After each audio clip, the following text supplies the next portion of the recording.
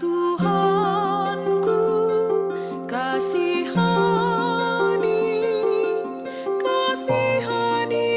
kami Tuhan, sebab kami sudah cukup kenyang dengan penghinaan.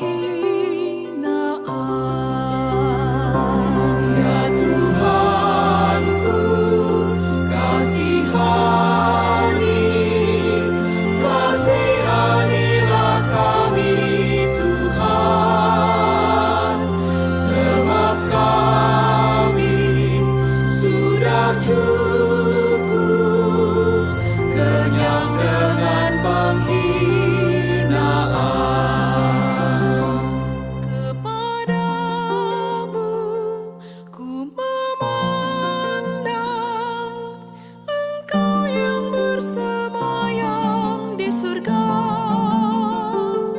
bagai mata hamba pandang tangan tuannya, sampai Dia kasihani kita.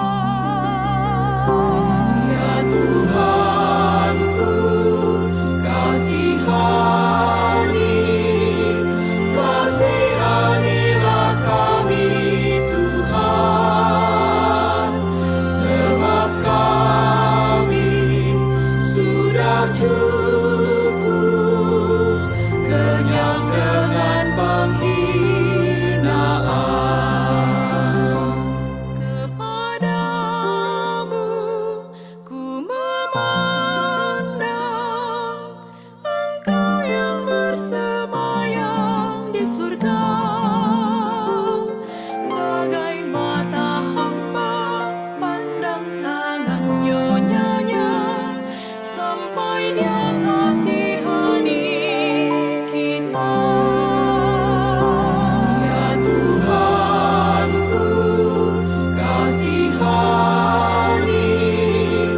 kasihanilah kami Tuhan, sebab kami sudah cukup kenyang dengan penghinaan.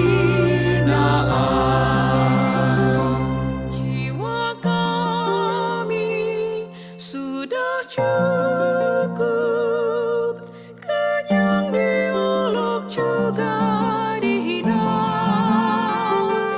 oleh orang-orang yang merasa aman, oleh orang-orang yang sombong. Ya Tuhanku, kasihanilah kami Tuhan, sebab kami sudah cukup kenyang dengan penghinaan.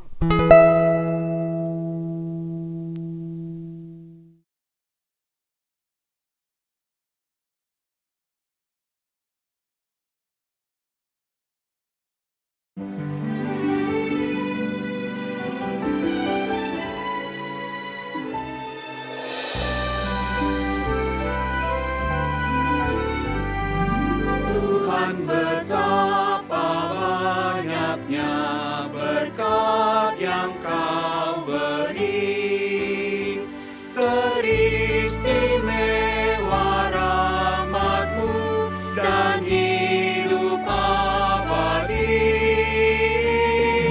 Terima kasih ya Tuhanku atas keselamatanku. Padaku telah Kau beri hidup bahagia abadi. Sanak saudara dan teman Kau beri kepadaku, berkat terindah ialah ku jadi anakmu.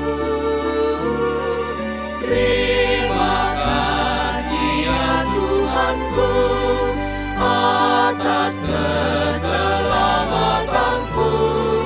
Padaku telah Kau beri hidup bahagia abadi.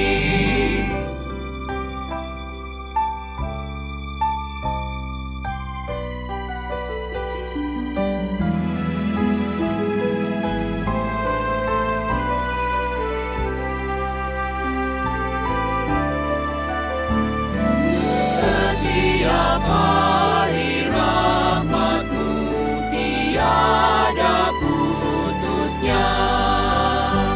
Hendak ku puji nama-Mu tetap selamanya.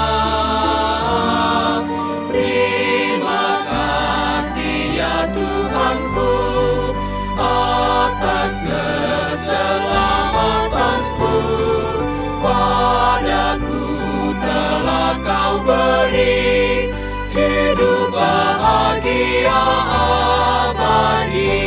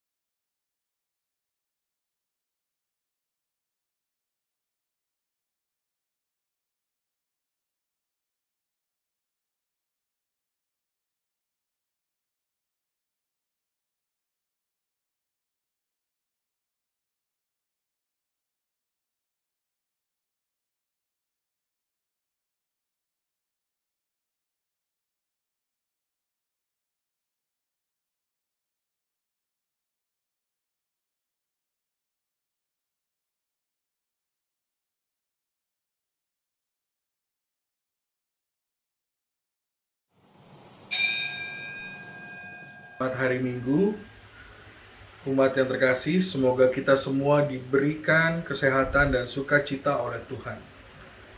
Terkait situasi saat ini, maka proses rekaman ibadah dilakukan di rumah masing-masing. Kita berharap kondisi membaik, sehingga kebaktian live streaming dapat dilaksanakan di gereja kembali. Sebelum memulai ibadah, saya hendak menyampaikan beberapa hal. Pertama, pelayan firman pada hari ini adalah Pendeta Cordelia Gunawan dengan tema Pandai Mendengar dan Berkata-kata yang Benar. Kedua, pada hari Rabu 14 Juli 2021 pukul 19.30 akan diadakan talk Telaah Alkitab Lintas Kewilayahan dengan tema Cukuplah Kasih Karuniaku yang akan dipimpin oleh TPG Christian Siregar. Ketiga, mulai minggu ini 11 Juli 2021 pukul 10 akan diadakan kebaktian pemuda remaja lewat Zoom. Diharapkan bagi pemuda dan remaja dapat bergabung dalam kebaktian tersebut setiap minggu. Keempat, atestasi masuk. Berdasarkan surat pindah keanggotaan yang kami terima dari Gereja HKBP Resort Petojo, telah hadir di tengah jemaat GKI Kepaduri selaku anggota jemaat Bapak Nathaniel Darmawan Hasudungan Sianipar, Ibu Yanita Yan Putri Sitorus, dan anak Mikaela Abigail Adeline Sianipar. Beralamat Jalan Mangga 24, Blok F nomor 140, Durikepa, Jakarta Barat. Kelima, Majelis Jemaat mengucapkan terima kasih atas bantuan umat dalam mendukung aksi solidaritas COVID-19. Dana yang terkumpul telah digunakan untuk membantu saudara-saudara yang terdampak pandemi. Kami mengajak umat sekalian untuk terus berpartisipasi dalam gerakan solidaritas COVID-19 ini. Umat dapat mentransfer donasi tersebut ke rekening GKI Kepaduri dengan menambahkan angka 19 pada digit terakhir nilai donasi. Keenam, berita duka cita. Telah kembali ke pangkuan Bapa di sorga Penatua Polan Setiono Wiharjono pada hari Selasa 6 Juli 2021. Jenazah telah dimakamkan pada hari Selasa 6 Juli 2021 di San Diego Hills, Karawang. Ibu Roma Uli Pakpahan, orang tua Ibu Donda Naduta Siregar pada hari Rabu 7 Juli 2021. Jenazah telah dimakamkan pada hari Rabu 7 Juli 2021 di TPU Menteng Pulo. Demikian beberapa hal yang perlu kita ketahui bersama. Mari kita siapkan hati kita untuk menyembah Tuhan. Mari kita bersaat teduh.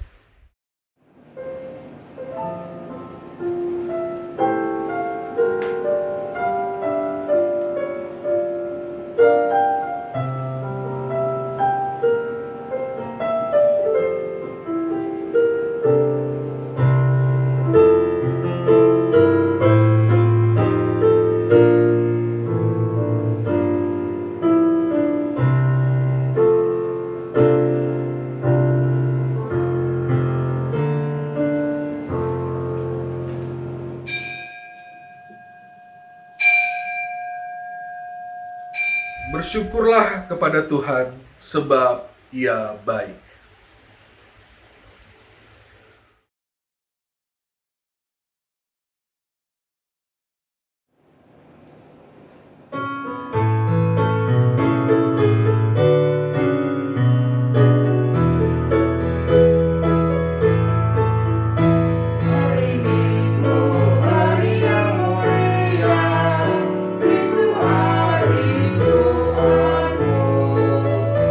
Dia bawa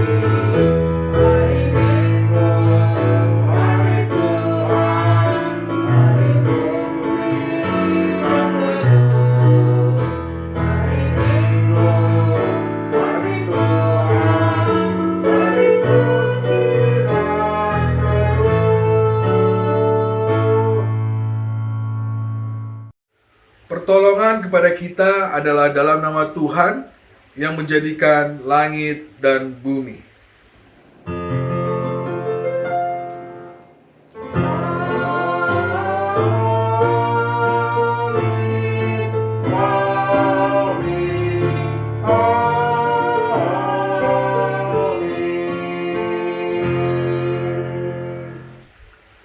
Tuhan besertamu. Saudaraku, konon indera pendengaran adalah indera yang pertama kali berfungsi dalam tubuh seseorang dan merupakan indera yang paling kuat bertahan di akhir hidup manusia. Sedari janin, manusia sudah dapat mendengar ketika seseorang dalam kondisi kritis. Dan seluruh indera hampir tidak berfungsi, namun ia masih bisa mendengar. Dalam konteks iman Kristen, mendengarkan menjadi hal yang sangat penting, khususnya mendengarkan firman Tuhan. Tentu, firman Tuhan itu tidak berhenti di telinga kita, namun kita serap dalam hati dan melakukannya dalam keseharian kita. Menjadi perenungan kita saat ini, sudahkah kita meluangkan waktu untuk mendengarkan firman Tuhan? Sudahkah kita melakukan firman Tuhan yang diperdengarkan? Mari kita merenungkannya di dalam doa pengakuan dosa pribadi. Mari kita berdoa.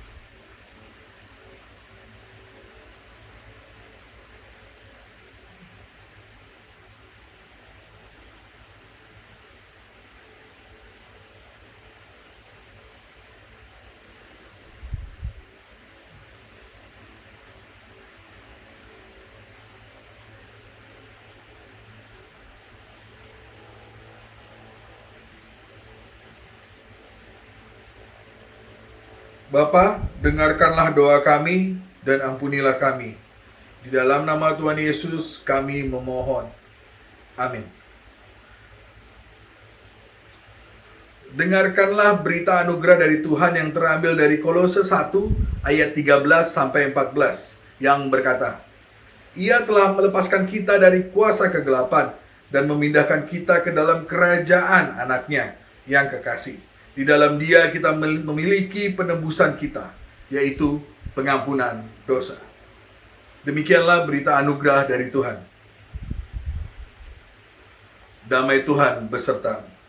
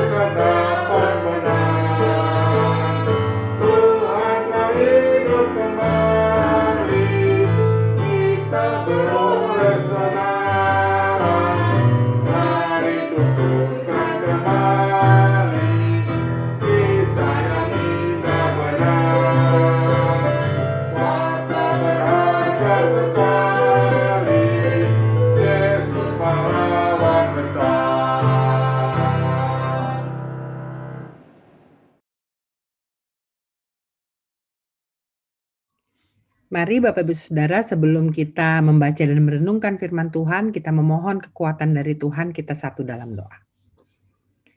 Ya Tuhan, kami mengucap syukur kalau saat ini kami dapat bersama-sama kembali bersekutu di hadapan Tuhan. Kami dapat bersama-sama kembali mendengarkan firman Tuhan.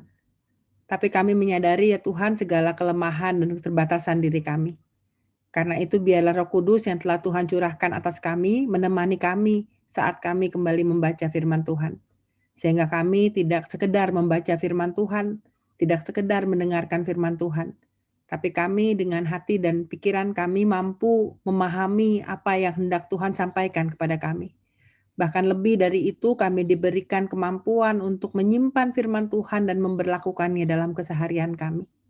Sehingga kami tidak hanya sekedar menjadi pendengar-pendengar firman Tuhan yang baik, tapi kami juga boleh terus berproses menjadi pelaku-pelaku firman dalam kehidupan yang Tuhan titipkan untuk kami jalani.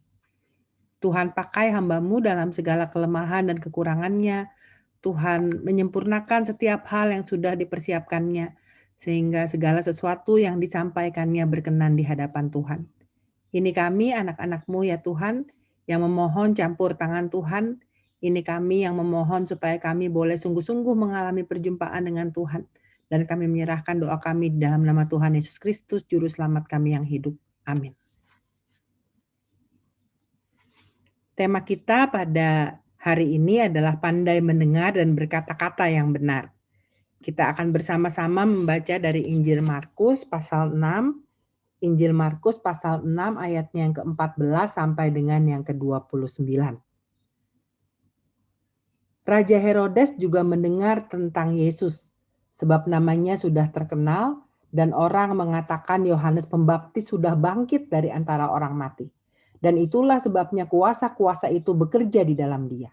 Yang lain mengatakan dia itu Elia. Yang lain lagi mengatakan dia itu seorang nabi, sama seperti nabi-nabi yang dahulu. Waktu Herodes mendengar hal itu, ia berkata, bukan, dia itu Yohanes yang sudah kupenggal kepalanya dan yang bangkit lagi. Sebab memang Herodeslah yang menyuruh orang menangkap Yohanes dan membelenggunya di penjara. Berhubung dengan peristiwa Herodias, istri Filipus saudaranya, karena Herodes telah mengambilnya sebagai istri. Karena Yohanes pernah menegur Herodes, tidak halal engkau mengambil istri saudaramu. Karena itu Herodias menaruh dendam pada Yohanes dan bermaksud untuk membunuh dia, tetapi tidak dapat. Sebab Herodes segan akan Yohanes karena ia tahu bahwa Yohanes adalah orang yang benar dan suci, jadi ia melindunginya. Tetapi apabila ia mendengarkan Yohanes, hatinya selalu terombang-ambing. Namun ia merasa senang juga mendengarkan dia. Akhirnya tiba juga kesempatan yang baik bagi Herodias ketika Herodes pada hari ulang tahunnya mengadakan perjamuan untuk pembesar-pembesarnya, perwira-perwiranya dan orang-orang terkemuka di Galilea. Pada waktu itu anak perempuan Herodias tampil lalu menari dan ia menyukakan hati Herodes dan tamu-tamunya. Raja berkata kepada gadis itu, minta daripadaku apa saja yang kau ingini maka akan kuberikan kepadamu. Lalu bersumpah kepadanya, apa saja yang kau minta akan kuberikan kepadamu sekalipun setengah dari kerajaanku.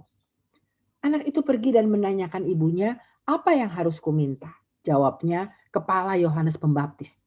Maka cepat-cepat ia pergi kepada raja dan meminta, aku mau supaya sekarang juga engkau berikan kepadaku kepala Yohanes Pembaptis di sebuah talam. Lalu sangat sedihlah hati raja, tetapi karena sumpahnya dan karena tamu-tamunya ia tidak mau menolaknya. Raja segera menyuruh seorang pengawal dengan perintah supaya mengambil kepala Yohanes. Orang itu pergi dan memenggal kepala Yohanes di penjara. Ia membawa kepala itu di sebuah talam dan memberikannya kepada gadis itu, dan gadis itu memberikannya pula kepada ibunya. Ketika murid-murid Yohanes mendengar hal itu, mereka datang dan mengambil mayatnya, lalu membaringkannya dalam kuburan. Demikian Injil Yesus Kristus, yang berbahagia ialah mereka yang mendengarkan firman Allah dan yang memeliharanya. Haleluya. Haleluya, haleluya, haleluya.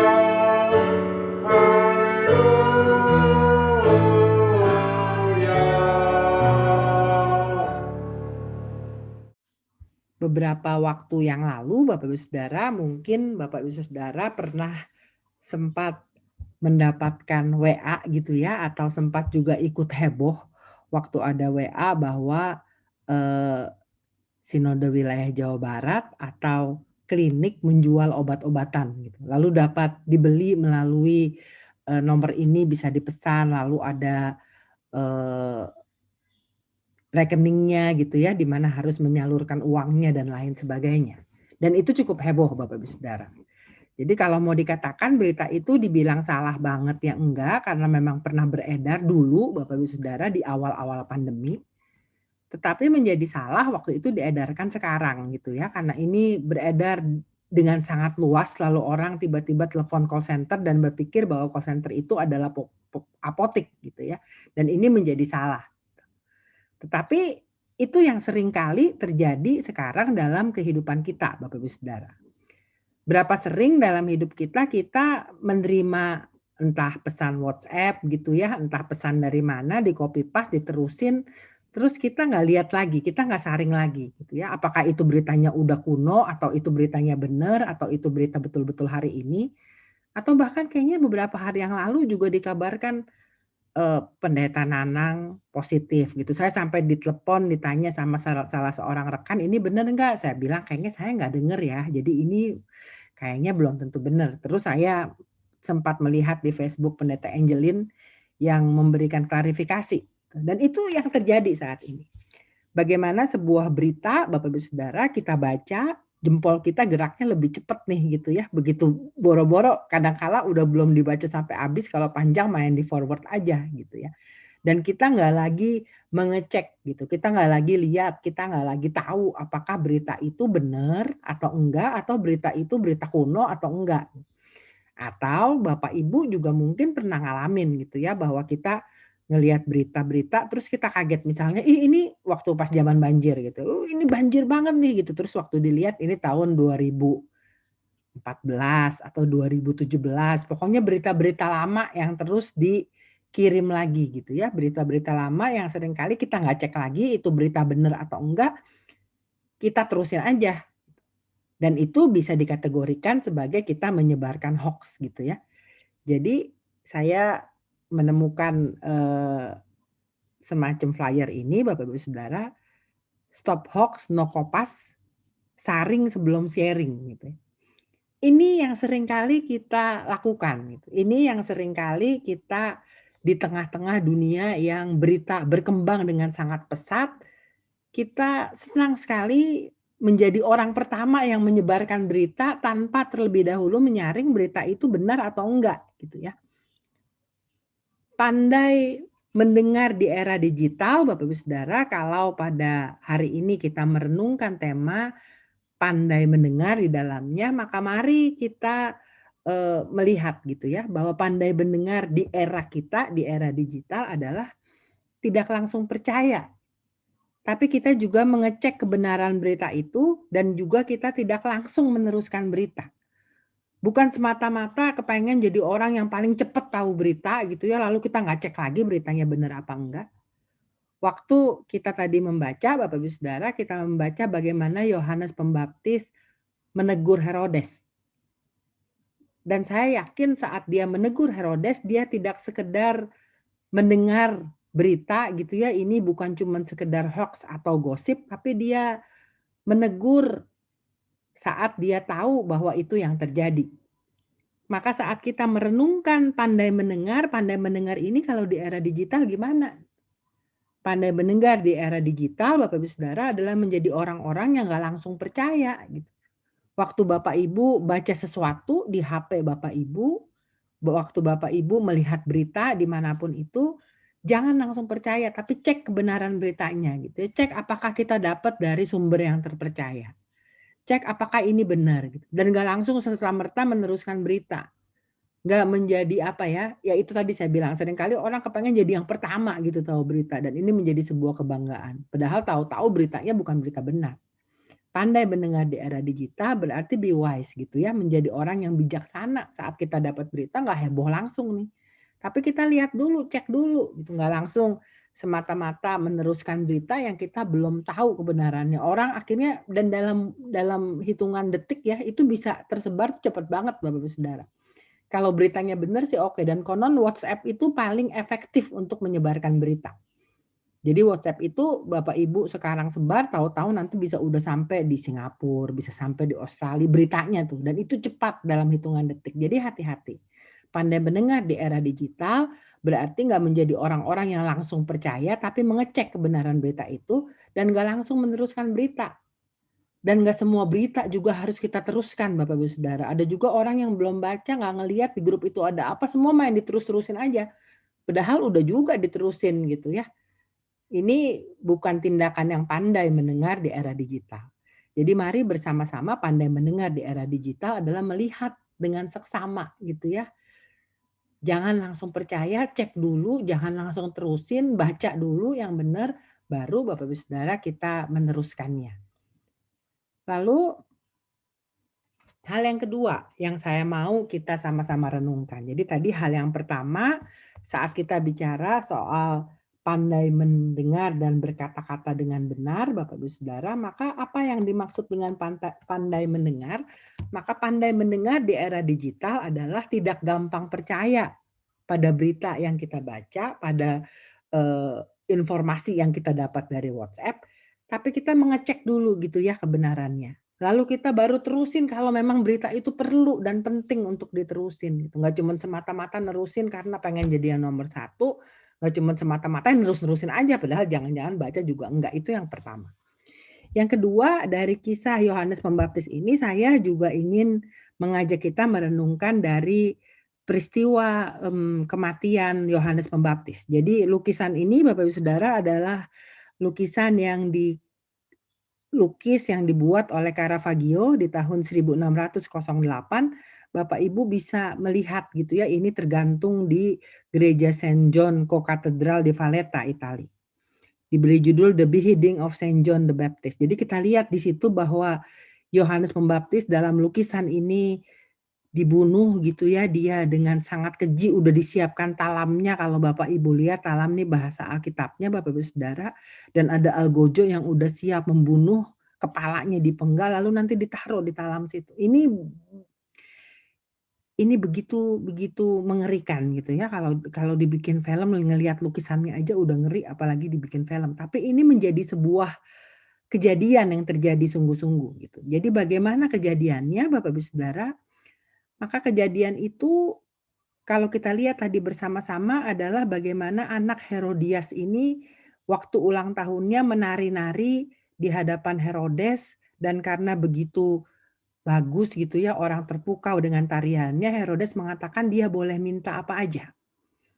Jadi kalau kita lihat di sini Bapak Ibu Saudara, di ayat yang ke-20, jadi kita lihat dulu nih gitu ya, urutannya gimana.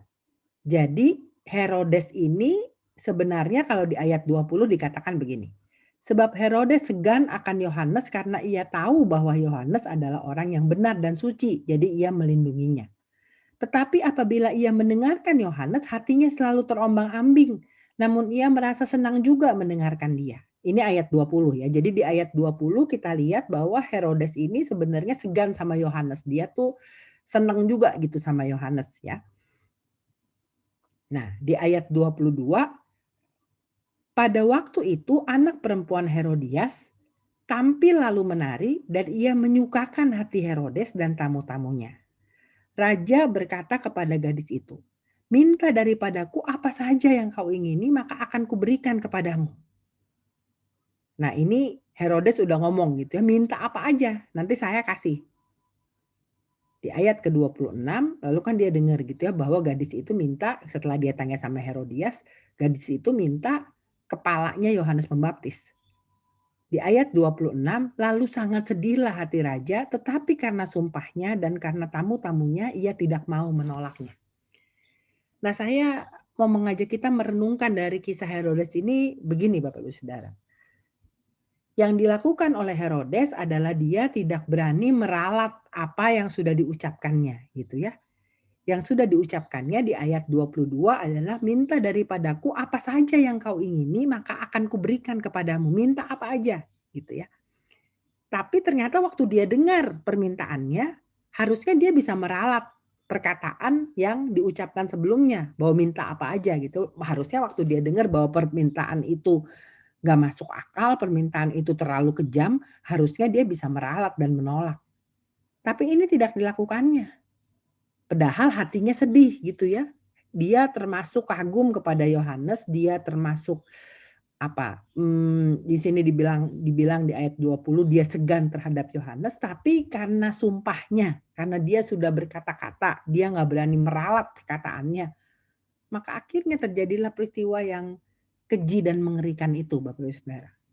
Bahwa Herodes menyuruh orang untuk membunuh Yohanes Pembaptis, memenggal kepala Yohanes Pembaptis, menaruhnya di sebuah talam, dan itu hanya karena dia tidak berani meralat bahwa kata-kata yang diucapkannya, sumpah yang diucapkannya itu ya harusnya tidak kejadian gitu ya. Diralat, tapi dia nggak berani meralatnya. Berapa sering dalam kehidupan kita, Bapak Ibu Saudara, kita termasuk orang-orang yang mungkin kalau udah ngomong, kita nggak berani ralat omongan kita, sekalipun omongan kita itu salah gitu ya. Berapa sering dalam kehidupan kita, kita jarang menjadi orang-orang yang kalau kan ada ucapan gini ya, kalau udah ngomong terus daripada kita malu, akhirnya kita nggak berani bilang gitu bahwa yang kita ngomong itu salah. Akhirnya karena kita udah ngomong, terus mungkin omongan itu nggak benar, kita lebih suka nutupin dengan kebohongan lain ketimbang mengaku atau meralat bahwa apa yang kita omongin itu nggak sepenuhnya benar. Dan kita lihat apa yang terjadi pada Herodes. Herodes melakukan sebuah peristiwa yang sangat menyedihkan, dia membunuh dengan sangat keji gitu ya, menyuruh algojonya, menyuruh orangnya hanya karena dia tidak berani berkata benar. Berkata benar dalam arti kata, Bapak Ibu Saudara, termasuk berani meralat jika ada yang tidak benar dari perkataan kita sebelumnya. Mari kita melihat kehidupan kita. Jangan-jangan Bapak Ibu Saudara, dalam kehidupan kita seringkali tidak berani meralat apa yang seharusnya diralat dari perkataan kita. Jangan-jangan mungkin kita pernah salah ngomong ke anak-anak kita, tapi kita nggak berani mengakui bahwa itu kesalahan kita. Jangan-jangan kita pernah salah ngomong kepada orang-orang di sekitar kita gitu ya, tapi kita juga nggak berani meralat salah omong atau informasi yang kita berikan. Hanya karena apa? Entah karena gengsi. Kalau di sini dikatakan Herodes ini karena tamu-tamunya ia tidak mau menolaknya, dia kepala malu, udah kepala ngomong gitu ya. Tapi kalau yang diomongin itu salah, kenapa mesti malu untuk meralat atau mengakui? Mari belajar tidak menjadi Herodes-Herodes yang tidak berani berkata benar. Mari belajar berkata benar termasuk berani meralat jika ada yang tidak benar dari perkataan kita sebelumnya. Kita manusia kok. Kalau ada yang salah dalam perkataan kita, lebih baik kita ralat ketimbang kita timpa dengan kebohongan lain, atau kita timpa dengan ketidakbenaran yang lain, atau kita terus berupaya untuk membela diri kita. Berkata benar termasuk di dalamnya berani meralat jika ada yang tidak benar dari perkataan kita sebelumnya. Itu yang kedua, Bapak Ibu Saudara. Hal yang ketiga, berkata benar, kalau kita lihat dari Yohanes, Bapak Ibu Saudara, maka kita belajar bagaimana Yohanes berani menegur Herodes. Gitu ya. Di ayatnya yang ke-18, karena Yohanes pernah menegur Herodes, tidak halal engkau mengambil istri saudaramu. Siapa Yohanes? Dibandingkan dengan Herodes yang punya kedudukan, Yohanes bukan siapa-siapa. Tapi Yohanes berani menegur apa yang harus ditegur. Yohanes berani memperingatkan Herodes, sekalipun dia tahu ada harga yang harus dibayar karena dia menegur. Kita hidup di tengah-tengah budaya ewuh pakewuh, Bapak Ibu Saudara, budaya nggak enak hati gitu ya. Budaya di mana senior junior, kaya miskin, status sosial dan lain sebagainya mewarnai relasi dan kehidupan kita. Dan seringkali budaya ini ada dalam diri kita dan membuat kita menjadi orang-orang yang nggak berani menegur kalau ada yang salah, nggak berani memberitahu. Apalagi nih misalnya, gimana mau beritahu kalau yang diberitahu itu lebih dari kita. Entah lebih tua, entah lebih kaya, entah lebih pengalaman, kita nggak akan berani. Atau Bapak Ibu Saudara, kita bahkan terbiasa ewuh pakai ewuh misalnya gini ya, mau ngomong jujur aja seringkali kita nggak terlalu berani. mau ngomong apa yang ada di pikiran kita gitu, kita nggak sungguh-sungguh, kita tuh banyak sungkannya. Saya jadi inget gitu ya waktu, eee, saya sempat kuliah di Belanda, Bapak Ibu Saudara, terus kan gini ya, misalnya ditawarin kue gitu, kalau ditawarin kue, kalau di Jakarta atau kalau di Indo, kalau ditawarin kue sekali ditanya, "Mau nggak?" Gitu, kita kan bilang, "Oh enggak," gitu, padahal mau nih. Tapi nanti kan ditawarin lagi gitu, "Mau nggak?" Gitu ya, terus nanti misalnya masih enggak lagi gitu. Tapi kalau di sini tuh biasanya misalnya sesuatu gitu, kalau ditawarin kita bilang enggak dulu, nanti masih ditawar-tawarin sampai kita mau. Nah kalau di Belanda, kalau misalnya ditawarin terus kita nggak mau, dia sekali doang cuma nawarin, dia nggak nawar-nawarin lagi, gitu.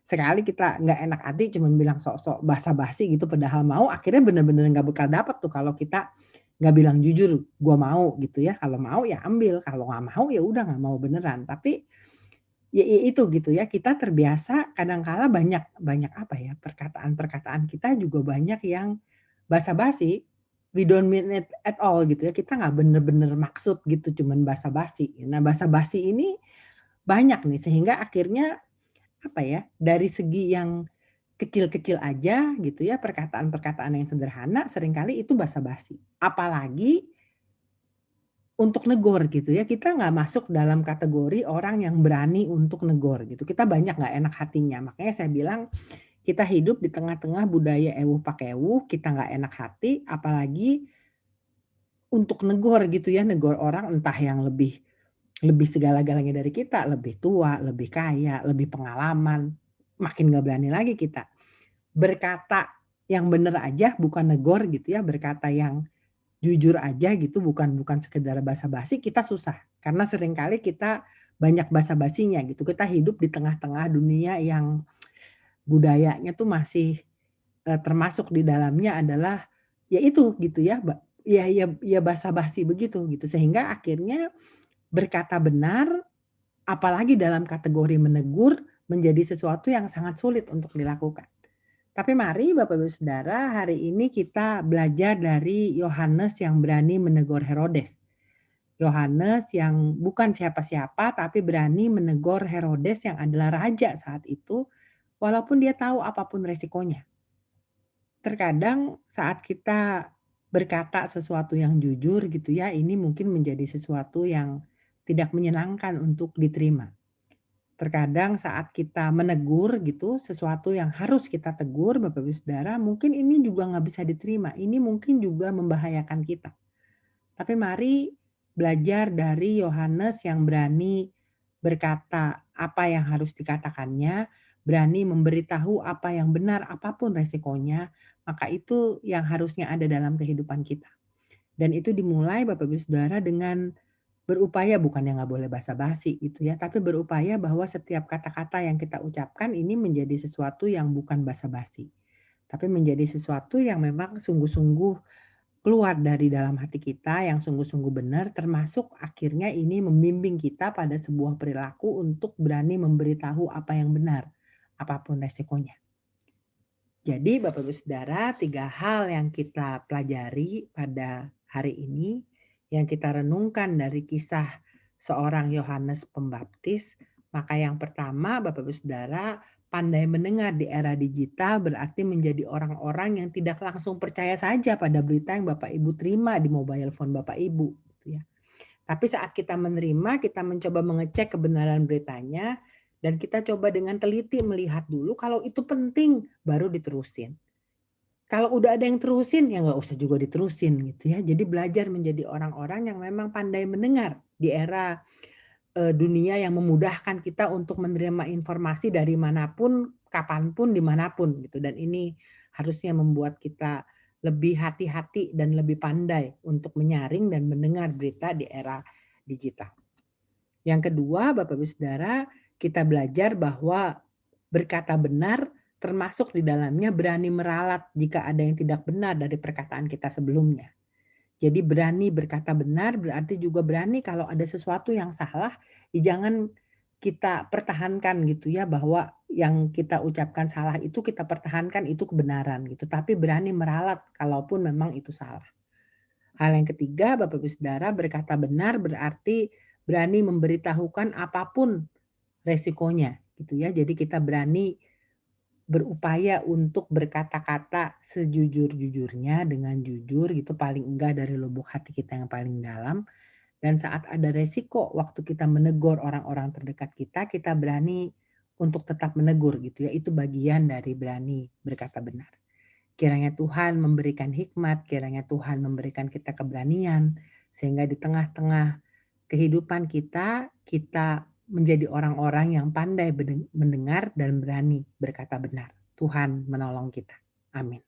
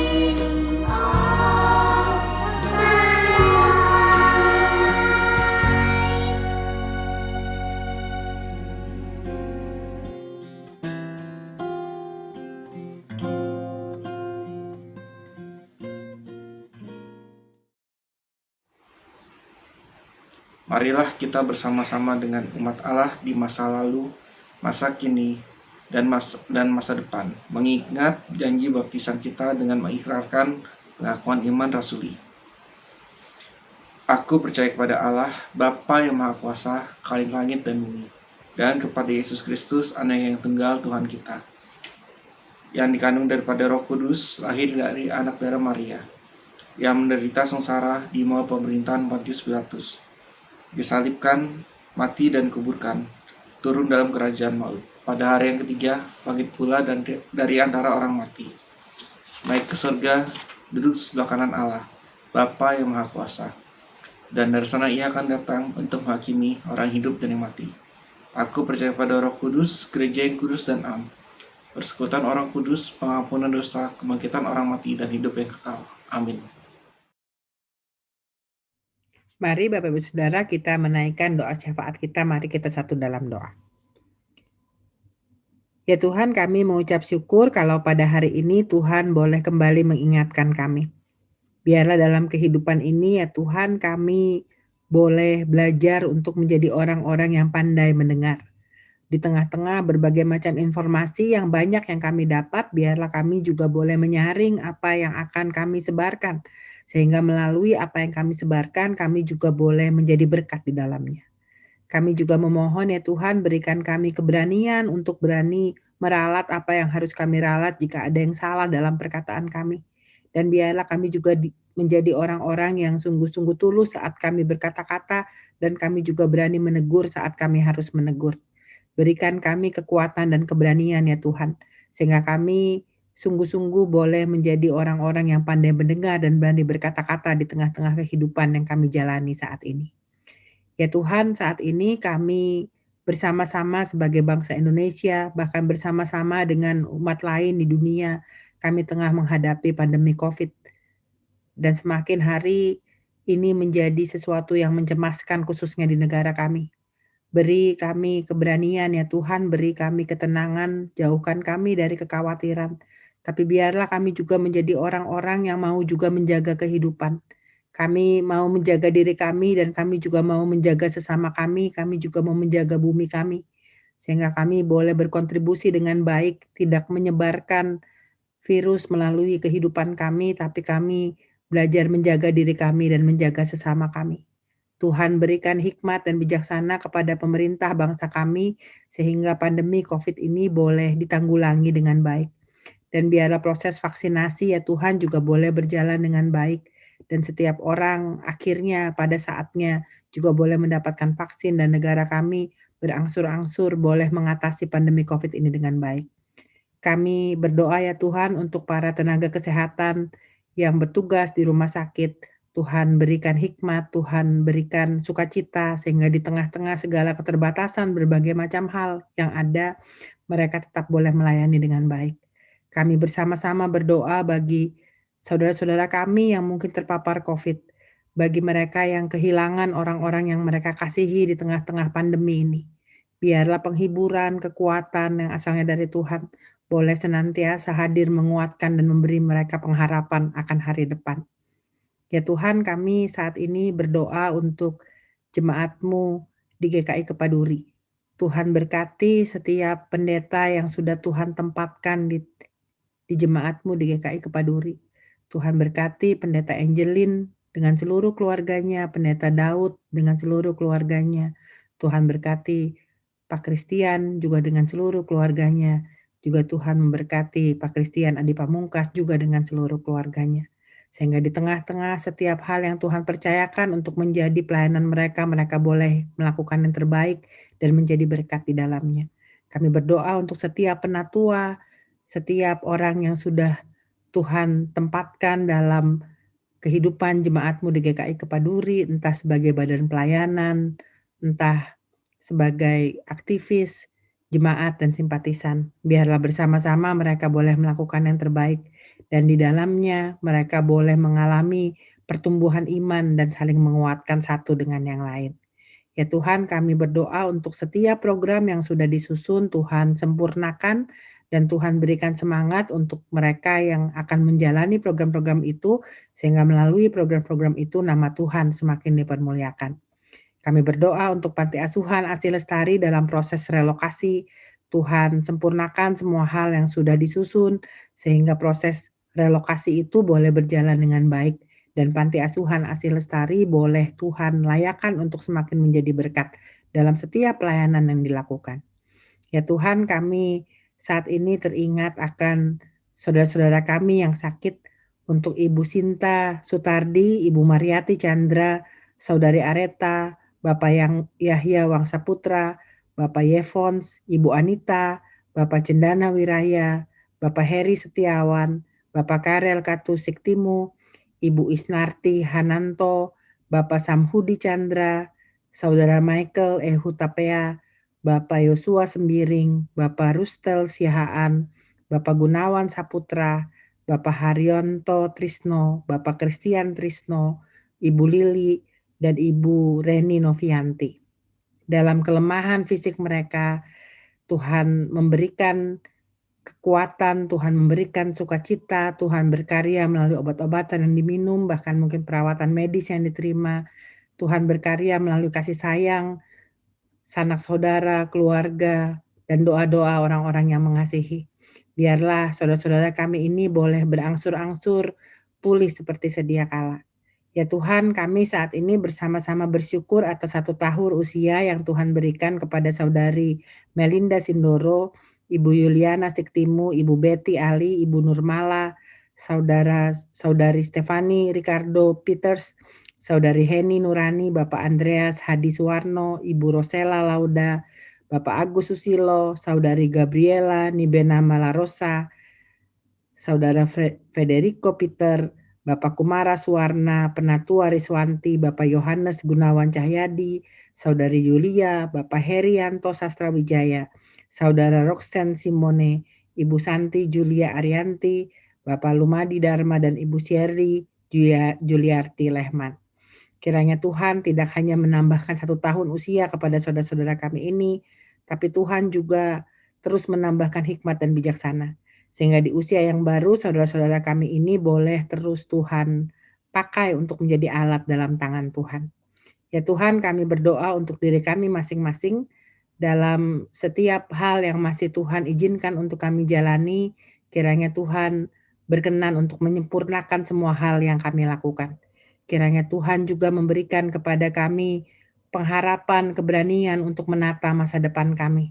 Sehingga apapun yang terjadi saat ini tidak membuat kami semakin terpuruk dan khawatir, tapi kami boleh terus menaruh harapan kami kepada Tuhan dan belajar menyadari bahwa pertolongan Tuhan tidak pernah berhenti dalam hidup kami dan Tuhan selalu menolong tepat pada waktunya. Berkati kami dalam setiap peranan kehidupan kami ya Tuhan, sehingga apapun peranan kehidupan kami di tengah-tengah kelemahan dan kekurangan kami tetap berupaya menjadi berkat di dalamnya. Berkati kami sehingga kami boleh berproses menjadi pasangan yang membawa berkat, menjadi orang tua yang membawa teladan yang baik, menjadi anak-anak yang menjadi berkat bagi orang tua kami, dan juga di tengah-tengah pelayanan, di tengah-tengah keseharian, di tengah-tengah pekerjaan kami boleh terus memuliakan nama Tuhan. Ya Tuhan, kami menaikkan doa kami di dalam nama Tuhan Yesus yang telah mengajar kami berdoa. Kita akan bersama-sama menyanyikan doa Bapa kami.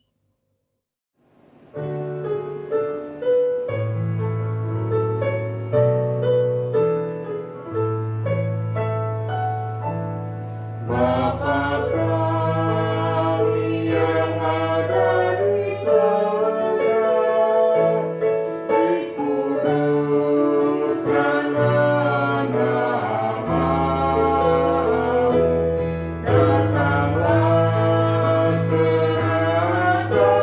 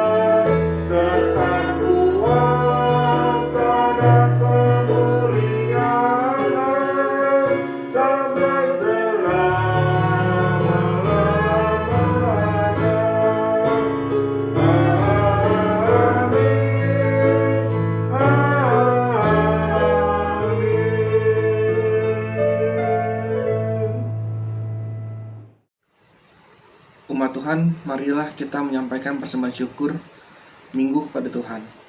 Umat dapat menyampaikannya dengan 3 cara. Pertama, mentransfer ke rekening BCA dengan akun 19831054444 atas nama Gereja Kristen Indonesia. Kedua, melalui scanning QR Code melalui OVO, GoPay, Link, dan BCA Mobile. Ketiga, menyerahkannya langsung ke tata usaha pada jam kerja dengan membubuhkan nama atau nomor anggota dan jumlah persembahan di amplop. Firman Tuhan di dalam Mazmur 4 ayat 6 berkata, "Persembahkanlah korban yang benar dan percayalah kepada Tuhan." Marilah kita naikkan pujian, andai ku punya banyak lidah.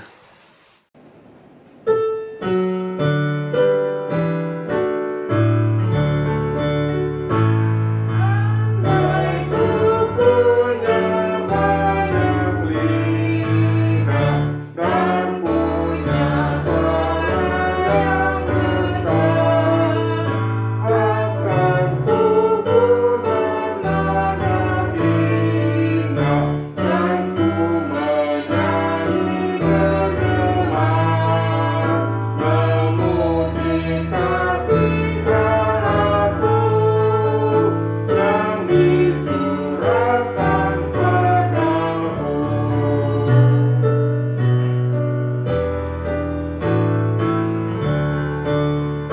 Janganlah diam, hai jiwaku, dan kau ragaku bangunlah.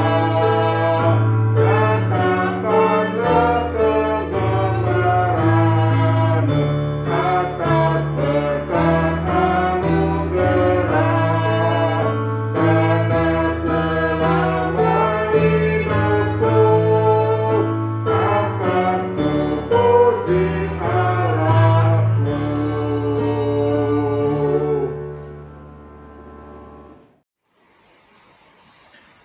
Saudaraku, mari kita membawa persembahan syukur kita kepada Tuhan. Mari kita berdoa. Syukur padamu ya Allah untuk kecukupan yang Engkau beri dan kasih-Mu melalui pekerjaan dan usaha kami yang kami lakukan. Saat ini kami membawa persembahan kami sebagai bentuk pengakuan untuk menyuarakan kabar baik dalam kehidupan kami. Dan ajar kami Bapa untuk selalu bersyukur atas apapun yang kami terima, sehingga kami boleh hidup berkelimpahan dalam kasih karunia Allah. Di dalam nama Tuhan Yesus kami berdoa. Amin.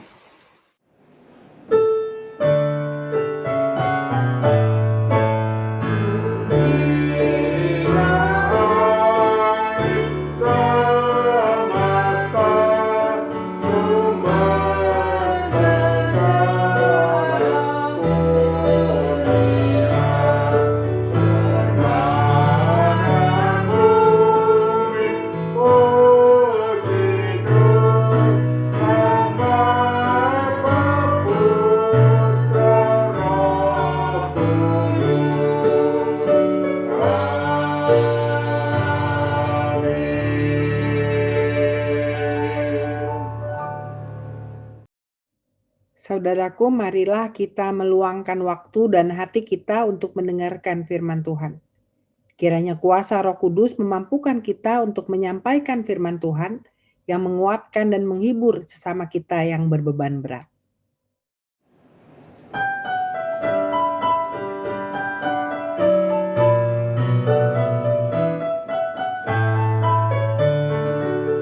Jika padaku ditanyakan apa akan ku berikan pada dunia yang penuh penderitaan, kan ku sampaikan kabar baik pada orang-orang miskin, pembebas, orang yang bertawan,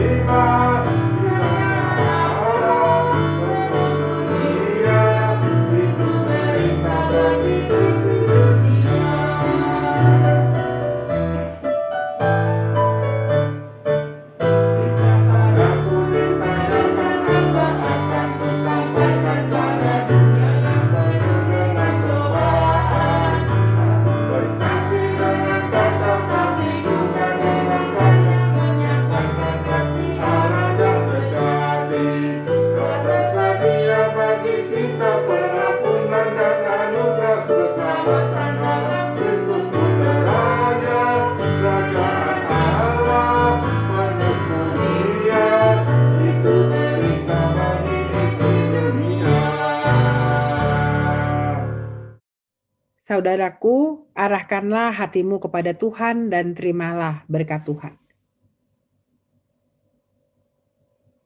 Kiranya Bapa di surga memeliharamu dengan cinta kasih-Nya yang sempurna. Kiranya Tuhan Yesus mendampingimu dengan sabdanya. Kiranya Roh Kudus menolongmu dalam menyampaikan firman Tuhan.